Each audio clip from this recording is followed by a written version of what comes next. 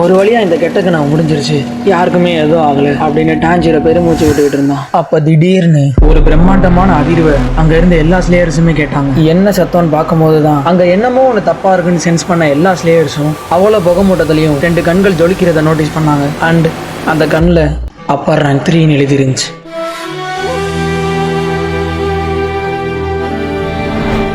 Tanjiro என்ன நடக்குதுன்னு sense பண்றதுக்கு முன்னாடியே அக்காசாவோட கை டான்ஜிரோ கண்ணுக்கு முன்னாடி வந்துருச்சு. எல்லாமே முடிஞ்சுன்னு நினைச்சுக்கிட்டு இருந்த அந்த நொடி டான்ஜிரோக்கு ஒரு குரல் கேட்டுச்சு.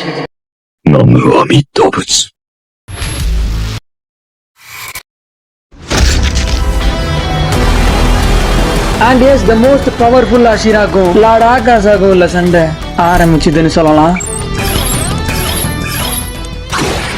டீமன் ஸ்லேயர்ல மறக்க முடியாத பகுதிகளில் ஒன்று முகேன் ட்ரெயின் ஆர்க் தான். அண்ட் அதுக்கு காரணம் ரெங்கோகோட டெத் தான். ஸோ வாட் இஃப் கியோஜிரோக்கு பதிலாக நம்ம கியோமை முகேன் ட்ரெயின் ஆர்க்கு போய் அகாசாவோட ஃபைட் பண்ணிட்டு தான் அந்த பேட்டில் எப்படி இருந்திருக்குன்றத இன்னைக்கு பார்க்க போறோம். இன்னைக்கு பார்க்க போறது ட்ரிக்ஸ் அரீனா, அதுலயும் ட்ரிக்ஸ் வாட் இஃப் அரீனா. நம்ம ட்ரிக்ஸ் வாட் இஃப் அரீனால முதல்ல story line, then power state and time frame, then எனக்கு ரொம்ப பிடிச்ச பகுதி பேட்டில், தென் ஃபைனலி ஜெயிச்சது யாரு, தோத்தது யாரு, செத்தது யாரு, இதெல்லாம் வரிசையா பாக்குறது தான் ட்ரிக்ஸ் வாட் இஃப் அரீனா. இந்த ஃபைட் ஸ்டோரி லைன்ல எந்த பகுதியில இருக்குன்னா, கியோஜிரோக்கு பதிலா கியோமை டான்ஜிரோ இனோசுகே ஜெனிட்சுவோட போய் முகேன் ட்ரெயின்ல என்மோவை டிஃபீட் பண்ணி அங்க இருக்க பேசஞ்சர்ஸ் எல்லாம் காப்பாத்திட்டு இருக்கும்போது தான் அக்காசாவோட என்ட்ரி வருது. அண்ட் இந்த ஃபைட் ஸ்டார்ட் ஆகுது. Power state and time frame, physical and mental state. அக்காசாவோட பிசிக்கல் ஸ்டேட் ரொம்பவே ஃப்ரெஷ்ஷாக இருக்கு, ஃபுல் பிசிக்கோட தான் வந்திருப்பாரு. கியோமையோட பிசிக்கல் ஸ்டேட்டும் கண்டிப்பாக இந்த நேரத்தில் ஹைல தான் இருக்கும். அண்ட் அக்காசாவோட மென்டல் ஸ்டேட் பார்த்தோம்னா எக்ஸைட்டடாக இருப்பாரு. கியோமை எவ்வளோ ஸ்ட்ராங்ன்றதை தெரிஞ்சுக்கிற ஆர்வம் தான் ரொம்ப அதிகமாக இருந்திருக்கும். இந்த பக்கம் கியோமையோட மென்டல் ஸ்டேட் ஹைலி அப்சர்விங் அக்காசாவாக தான் இருக்கும். கண்டிப்பான முறையில் அக்காசா எவ்வளோ டேஞ்சரஸ் ஆனவன்றதை அவன் இறங்கணுன்னே கியோமை சென்ஸ் பண்ணியிருப்பாரு. அண்ட் இப்போ ஃபைட் பண்ணும் போதும் முடிஞ்ச அளவுக்கு அக்காசாவை அப்சர்வ் பண்ணணும், பக்கத்தில் இருக்க எல்லாரையும் காப்பாற்றணும். இதுதான் கியோமையோட மென்டல் ஸ்டேட்டாக இருக்கும். இப்போ டைம் டியூரேஷன் எடுத்துக்கிட்டோம்னா அக்காசாக்கும் ரெங்கோக்குக்கும் நடந்த சண்டை நியர்லி 6 மினிட்ஸா இருக்கும். ரியல் டைம் படி பார்த்தோம்னா சன்ரைஸ் ஆனோடனே அந்த ஃபைட்டும் எண்ட் ஆயிருக்கும். ஸோ அக்காசாவோட என்ட்ரியில இருந்து சன்ரைஸ் ஆகுற வரையும் நமக்கு 6 இருந்து 7 நிமிஷம் டைம் இருக்கு. அண்ட் எக்ஸ்டர்னல் சப்போர்ட், கியோமைக்கு டான்ஜிரோவோ இனோசுகேவோ ஏன் ஜெனிட்ஸோ யாருமே உதவி பண்ண முடியாது கண்டிப்பான முறையில். ஏன்னா அக்காசாக்கும் ரெங்கோக்கும் சண்டை நடக்கும் போதே அதுக்குள்ள என்ட்ராக கூட முடியாத அளவுக்கு இவங்க 3 பேர் வீக்கா இருந்திருப்பாங்க. இதுல கியோமை வேற வந்தா சொல்லவா வேணும், கண்டிப்பா உள்ளே போக முடியாது, சண்டைக்குள்ள போனா செதறிடுவாங்க. அதனால அவங்க வேடிக்கை மட்டும் தான் பார்க்க முடியும். எபிலிட்டிஸ், அக்காசாக்கு ஸ்ட்ராங் டிஸ்ட்ரக்டிவ் டெத் மாதிரியான டெக்னிக்ஸும் ஹேண்ட் டு ஹேண்ட் காம்பட் பவரும் இருக்கு. பட் ஸ்டோன் பிரீத்திங் யூஸ் பண்ற கியோமை லாங் ரேஞ்சில இருந்து எல்லா அட்டாக்ஸையும் தடுக்க முடியும்.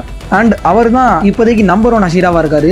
கிட்டத்தட்ட 2 பேரோட பவர் லெவலும் சேம்ல தான் இருக்கும். அக்காசாக்கு அதிக அளவு ரீஜெனரேஷன் இருக்கும்.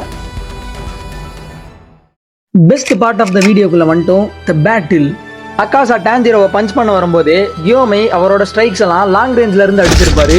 அண்ட் இதை வச்சு அக்காசா இவன் கிட்ட போய் அடிச்சாதான் வேலைக்கு ஆகுன்றத புரிஞ்சுக்கிட்டு டெக்னிக் டெவலப்மெண்ட் காம்பஸ் நீடில பயன்படுத்தி கியோமை கிட்ட ரஷ் பண்ணி போயிருப்பாரு. அண்ட் அக்காசாவோட ரஷ் தடுக்கிறதுக்காக கியோமை அவரோட ஃபர்ஸ்ட் ஃபார்ம் யூஸ் பண்ணுவாரு. Stone breathing first form, serpentine oil, அதை பயன்படுத்தி அக்காசாவோட ரஷஸ் எல்லாத்தையும் கியோமை தகுடுபடி ஆக்கிடுவாரு. உடனே அக்காசா வானத்தை பார்த்து குதிச்சு டெஸ்ட்ரக்டிவ் டெத் ஏர் டைப் அதை கண்டிப்பா லேண்ட் பண்ணுவாரு கியோமை மேல. அதை தடுக்கிறதுக்காக கியோமை முசான் கிட்ட யூஸ் பண்ண அவரோட தேர்ட் ஃபார்ம் யூஸ் பண்ணுவாரு. இந்த தேர்ட் ஃபார்ம் ஸ்டோன் ஸ்கின்னை வச்சு முசானோட அட்டாக்கே டிஃபெண்ட் பண்ண முடிஞ்சிருக்கும். அண்ட் அக்காசாவோட இந்த ஏர் டைப்பையும் கண்டிப்பா அவர் டிஃபெண்ட் பண்ணிருப்பாரு. பரவாயில்லையே பையன் நல்லா விளையாடுறானேன்னு சொல்லிட்டு அக்காசா கியோமை மேல அந்த அட்டாக்கை கண்டிப்பா லேண்ட் பண்ணுவாரு.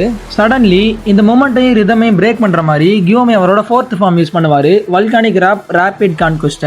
அதை வச்சு 2 பக்கத்துல இருந்து கவுண்டர் அட்டாக் கொடுக்க முடியும். ரொம்ப பவர்ஃபுல்லான அட்டாக்கும் கூட. அந்த மாதிரி அட்டாக்ஸை பார்த்ததுக்கு அப்புறம் கண்டிப்பான முறையில் அக்காசா அந்த ஃபைட்டை கொஞ்சம் சீரியஸா எடுத்துக்கிட்டு இருப்பாரு. ஒரு பக்கம் அக்காசாவோட காம்பஸ் நீடில் ஸ்ட்ராங்கான ஸ்ட்ரைக்ஸை அக்யூரேட்டா லேண்ட் பண்ணாலும், இன்னொரு பக்கம் அக்யூரசிக்கு பேர் போனவர் தான் கியோமைன்னு சொல்லும் போது கியோமையோட ஒவ்வொரு ஸ்ட்ரைக்ஸுமே அக்காசா மேல அக்யூரேட்டா லேண்ட் ஆகுறதுக்கான வாய்ப்புகள் ரொம்பவே அதிகம். அண்ட் இதை தடுக்கிறதுக்காக அக்காசா கியோமையோட வெப்பன்ஸை உடைச்சு எரியலான்னு யோசிச்சிருப்பாரு. வெப்பன்ஸ் உடைக்கிறது ஒன்றும் அக்காசாக்கு புதுசு இல்ல.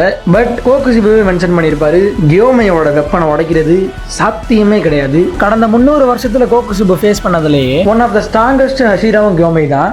ஸ்ட்ராங்கஸ்ட் வெப்பனும் கியோமை வச்சிருக்கிறது தான். அந்த ஆக்ஷன் செயினையும் உடைக்கிறது இம்பாசிபிள்னு சொல்லியிருப்பாரு. வெப்பன்ஸை உடைக்க முடியாதுன்னு தெரிஞ்சதுக்கு அப்புறம் அக்காசா 素晴らしい闘気だ。やはりお前は鬼になる。さあ、始めようか。